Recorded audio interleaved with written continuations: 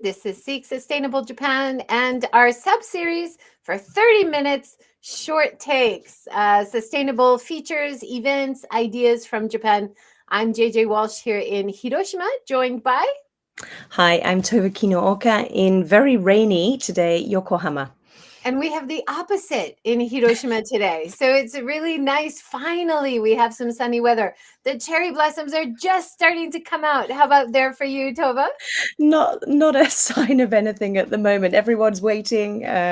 All the sort of the rivers through Tokyo have got the sort of lanterns at the side, all ready and waiting, but not much sign of anything yet.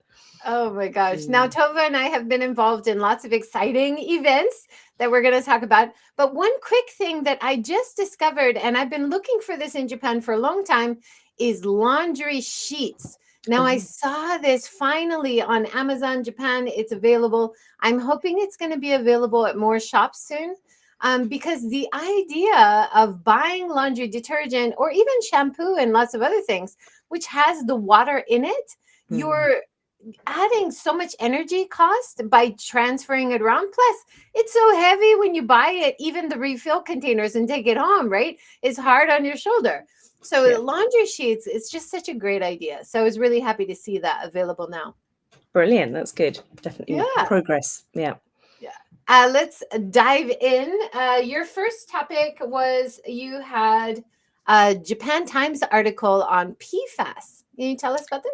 Yeah, so PFAS are the forever, sort of called the forever chemicals, right? And a lot of synthetic fabrics contain these forever chemicals, which do not break down and are often toxic to the environment as well. So they leach out into water, into soil, and cause all kinds of problems. And of course, that all gets back into the food system as well. So it's really great to see that there are some companies now working on developing materials, fabrics for clothing that don't contain these forever chemicals. And this one caught my eye because it's one in Japan, sort of outdoor brands, as it says here in the article, obviously very popular. Japan's a wonderful place for hiking and outdoor activities. And you see people with, all wonderful gear. Very good quality in terms of, sort of the performance and stuff, but very often it contains these forever chemicals. So it's wonderful to see that, there's a company working on it, and that's a UK-Japan collaboration startup working on this as well, which obviously for me, those are my two countries in a way. So it's great to see that happening.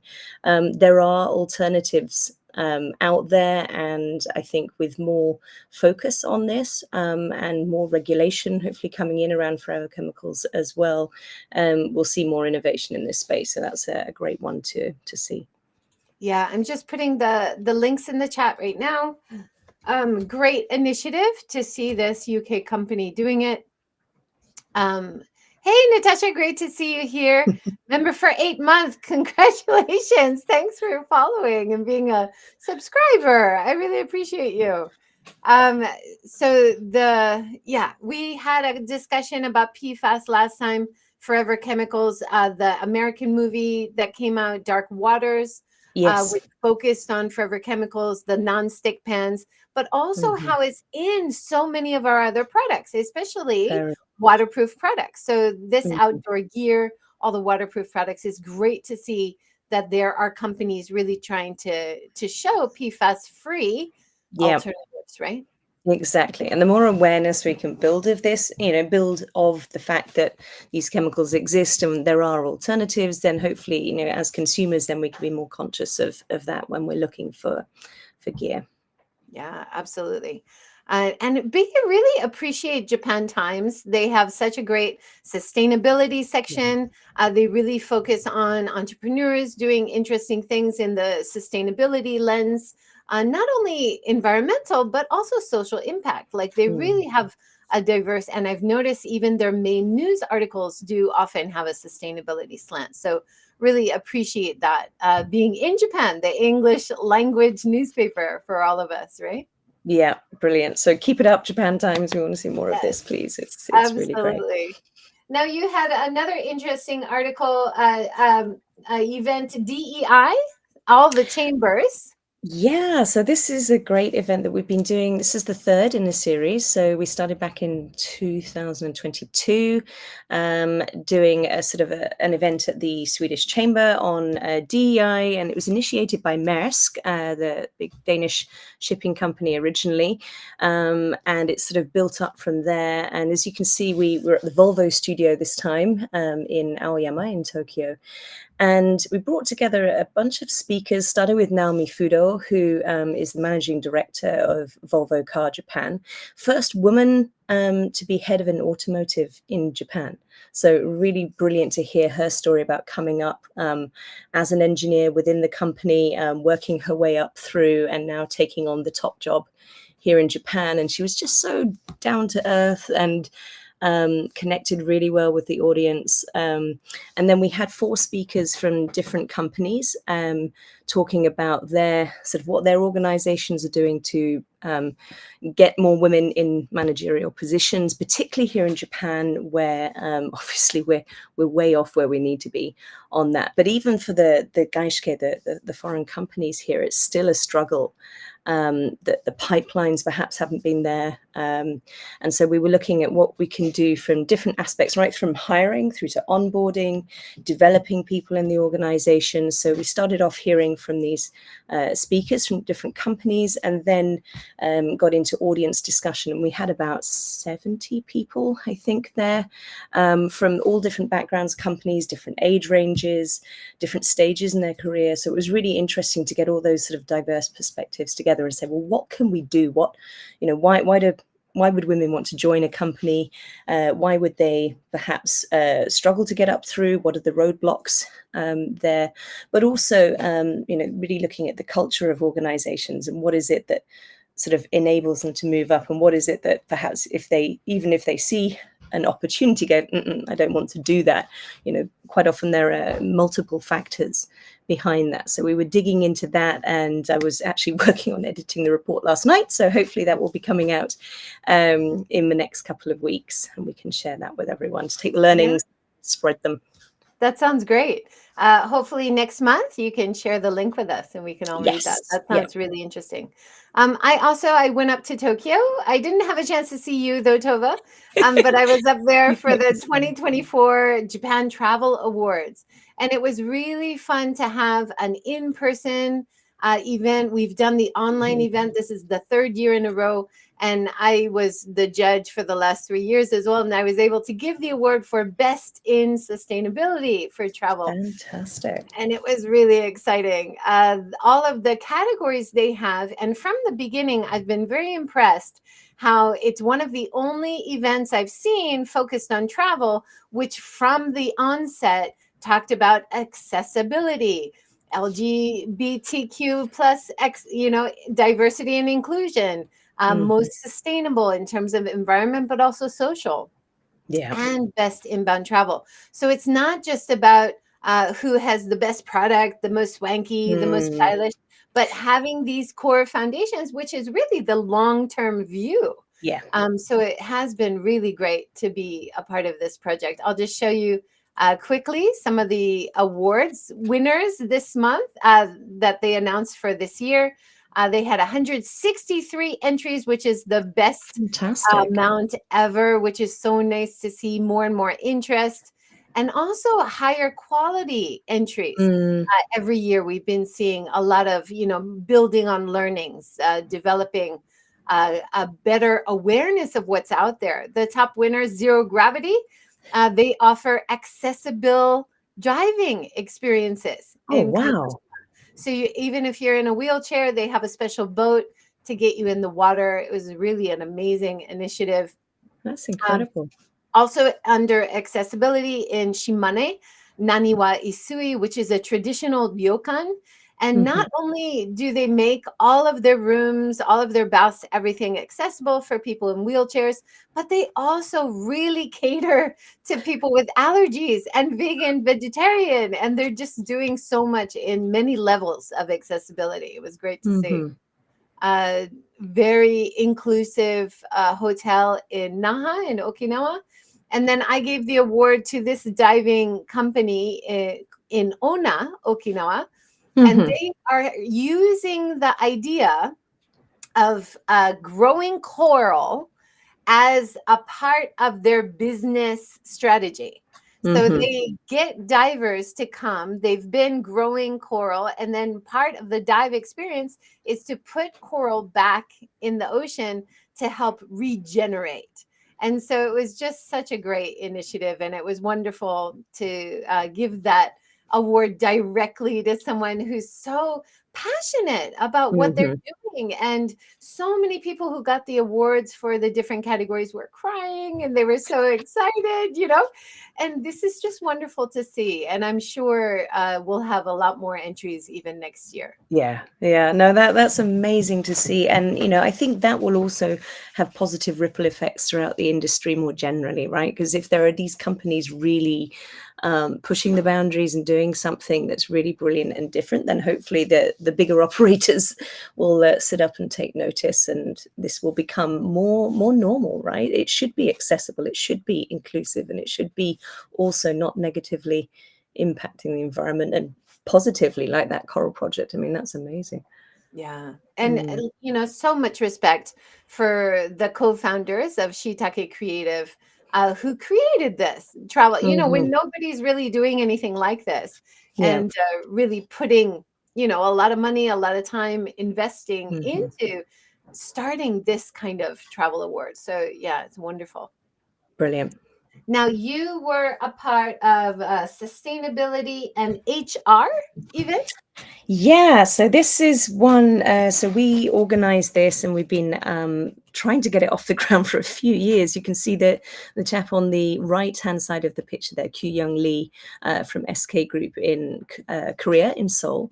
And we've been talking with him probably for about 4 or 5 years now about the people side of sustainability. SK Group are doing some really great work on sort of embedding it into their organization across the board. So we've been talking about how can we, build this awareness, get more companies looking at the people side of sustainability and what needs to be done.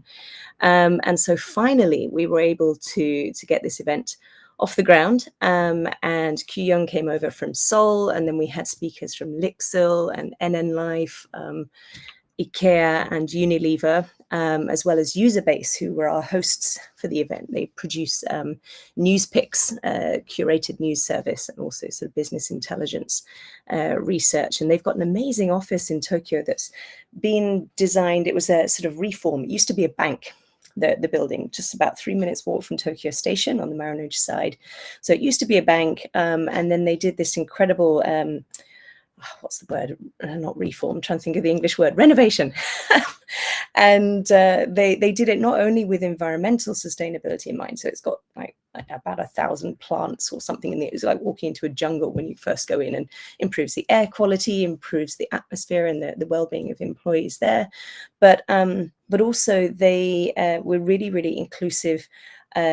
In terms of the social side of sustainability as well. So they've got toilets that are for men, for women, and for everyone in the middle. They've also got a space where you can bring your kid if you need to come to work, working from home, but maybe one day you need to bring your kid in, and there's a space that they can just go and chill out. There's a quiet room for neurodiverse people who need to just go and have some space to themselves. So they've really, really, and it was very much bottom up from the company, right? So when they were designing this, they really spoke to employees and said, well, what do you need? What do you want? Let's make this a space that everybody really wants to be in and can be themselves and be productive in. And it's really paid off because it's an amazing space. So it was great to hold the event there. And then we were looking at, as well as sort of presentations and panel discussions, we then started to dig into what can HR do to really help companies embed sustainability into the organization, because this, at the end of the day, it's about organizational culture change, and that usually comes down to HR is a driving force usually behind that. So we were looking at, okay, what point do people get involved in the change initiatives or sustainability initiatives, at what stage of that sort of journey do they disconnect, and why, and what could we do to stop people sort of disengaging from this, and help sort of keep them on board, and keep the motivation going. So it was really interesting. And again, the report will be coming out that we can share with everyone very soon. So we're looking forward to sharing the You're learning. very busy writing all these reports, Tova. I feel for you. You're doing the events, but also you got to write all the reports so Well, that I we have can to all say that learn from it. I'm just editing the reports, I have to say. So for we had our two of our team members, Mark Prosser and Nick Ashley, working on the reports for us. So that's fantastic. So I'm just editing and making it look pretty, but they've done the But hard we've talked about this before, how work. leadership, how HR training can have such a big influence on companies. So this work you're doing is really important. Thank you so much. Thank you. Yeah, awesome. Kind of a negative, but an interesting point recently, also in travel. Booking.com has recently decided that they're going to stop using the Green Leaf Sustainability Stays initiative that they launched in 2021. Now, I introduced this before because it seemed like such a great idea, but we've seen lots of big companies, especially in travel, that try to make it more clear for people who want to travel more sustainably, which places are more sustainable than others, which places have good initiatives. But one of the hurdles they ran into, and you probably see this a lot in your consulting work, Tova, is they left it up to them to self-regulate. Right. Right. Okay.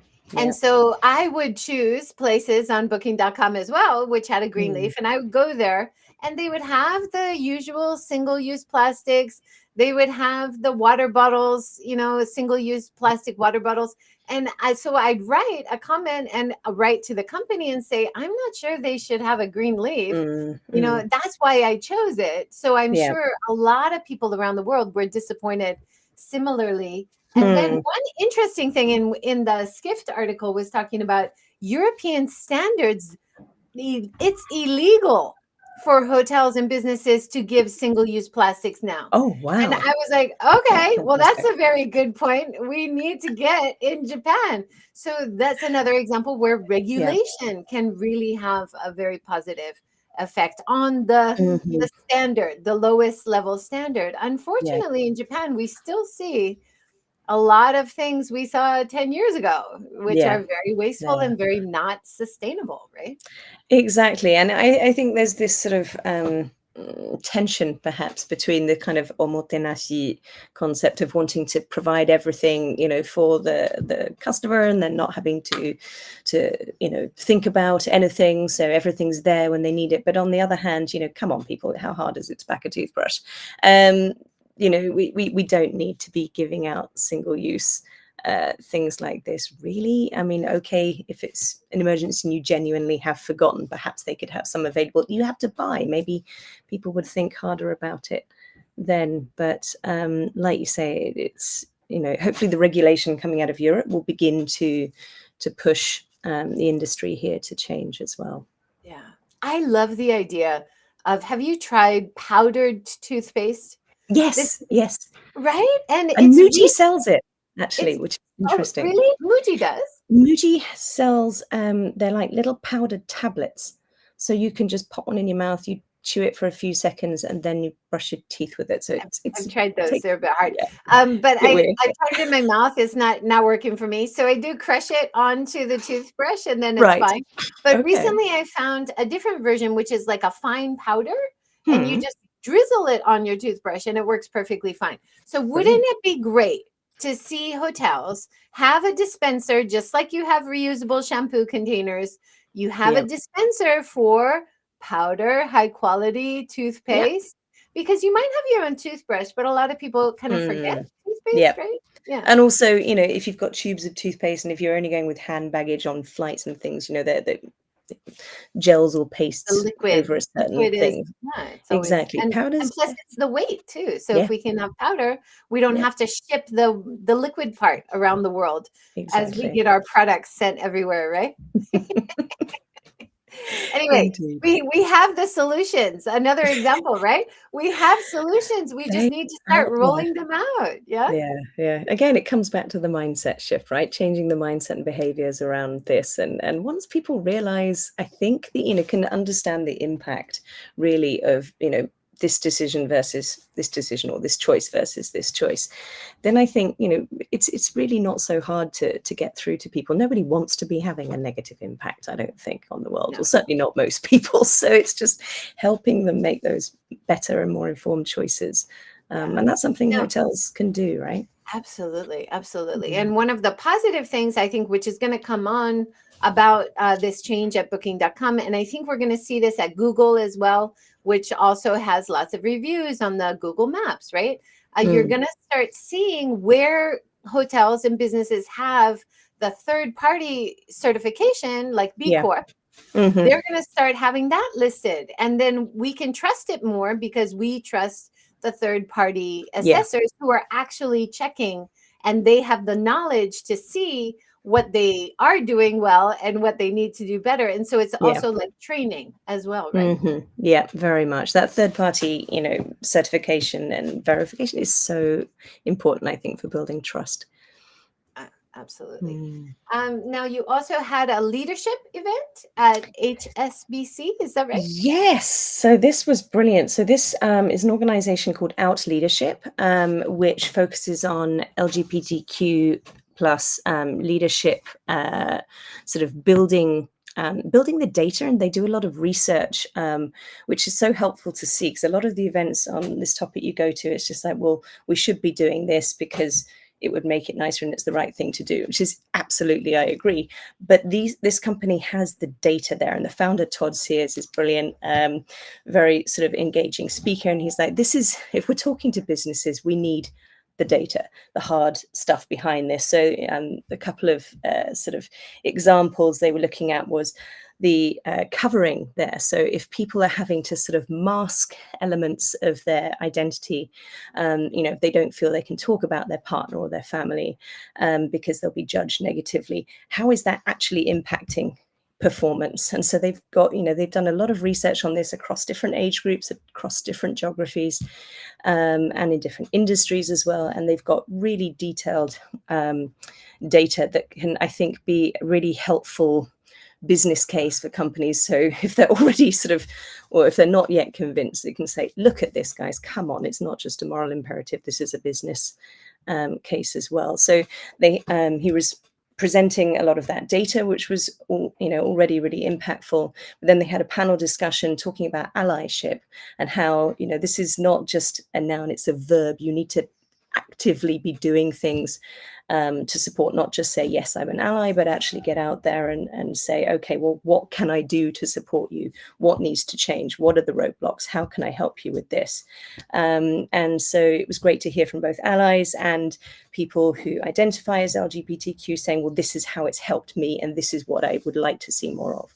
So really, really useful session. And I would highly recommend going and looking at their website. You can download best practice guidelines. You can download their research, loads of good stuff there. That sounds great. Yeah, I'll try to put the link below as well. Yes, please. Now, March in Japan, we have seen so many beautiful dolls everywhere in celebration of Girls' Day. Now, you did an event for International Women's Day. Can you tell Yes. us about it? Yeah, so this was a wonderful event. So it was innovate the future through communication. So as you can see, we've got a amazing group of women came together there. We had Mori Masako-san, who is a government in part of the government. She advises the Prime Minister Kishida-san on gender issues and also LGBTQ issues. And she was such a passionate speaker and talking about networks and communication. So we were really looking at how we can drive change through sort of using our networks, using communication as a tool across cultures, across sort of different communities there.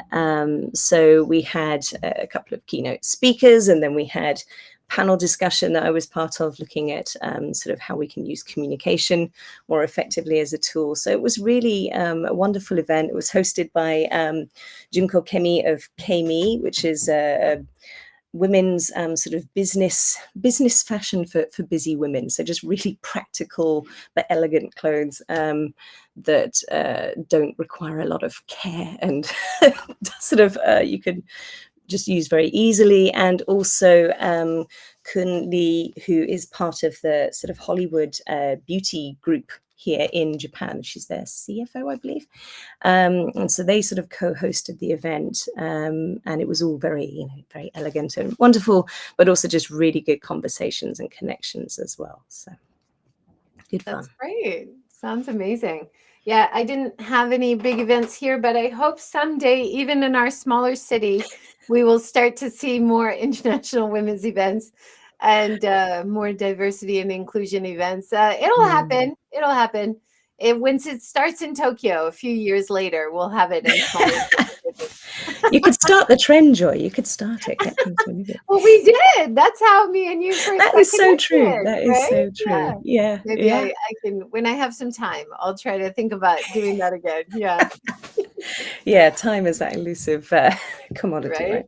Yeah. Right now, spring, Tove and I, before we started, we're just talking about how now April is the start of the year in Japan. And so all these projects are coming in, and both of us are feeling like everybody, every business, every visitor is feeling like we're back. This is really post-COVID. Yeah. Everything's back. Let's go and make up for lost time. So we're both of us a bit busy these days. But it's so great. We could catch up for this talk. Yes. Might be a bit harder next month, but yeah, we'll do our best. Fingers crossed. Fingers crossed.